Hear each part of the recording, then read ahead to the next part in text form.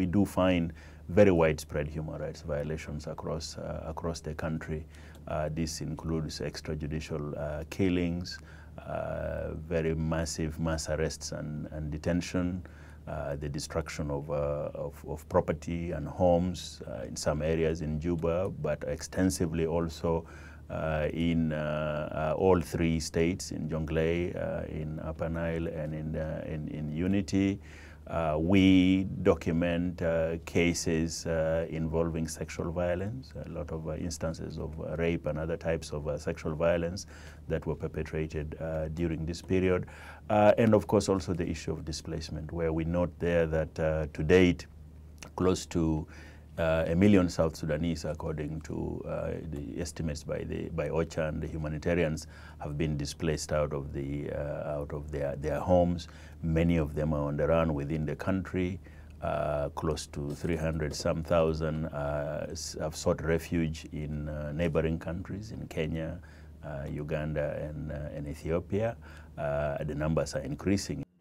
The displacement, of course, comes with very profound human rights violations, being taken away from home, food security issues, education is missing, health becomes a very serious problem, and so on. So from that standpoint, very, very widespread violations. And as we note in the report, they are committed by both sides to the conflict. The government side did quite a bit in Juba at the beginning of the crisis.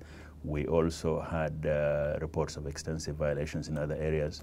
The opposition, as the fighting kept moving back and forth, a lot of revenge elements in it, I think illustrated by what happened in Bentiu on the 15th of April. And the intensity of the revenge killings and things like that, which have been very well documented. And the testimony that we have gathered indicates some very, very gross violations of human rights that they are very widespread across the whole country.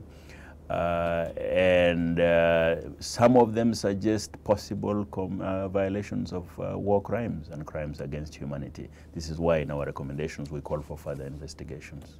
And so what we are doing here is obviously looking at it from the point of view of a human rights investigation. That is why further comprehensive investigation would be required, in particular to then look at sites, do forensic examination of evidence, hold due process. So we are not making a judgment here about any particular individuals having committed war crimes. That would be prejudicial. What we are saying here is that the information we have, if proven to be true, would constitute war crimes. In order for us to get to that level, we will need a credible investigation process and accountability mechanism.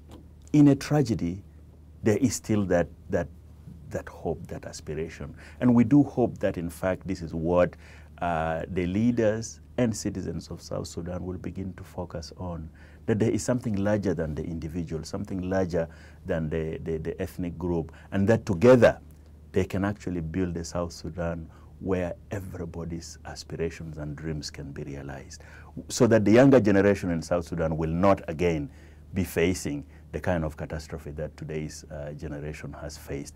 And I think it's a responsibility, it's a duty, it's an obligation on the leaders, but also on every single member of citizen of South Sudan. And we, the international community as well, has a duty to ensure that we do provide whatever support is necessary to realize that. I don't think the situation is hopeless.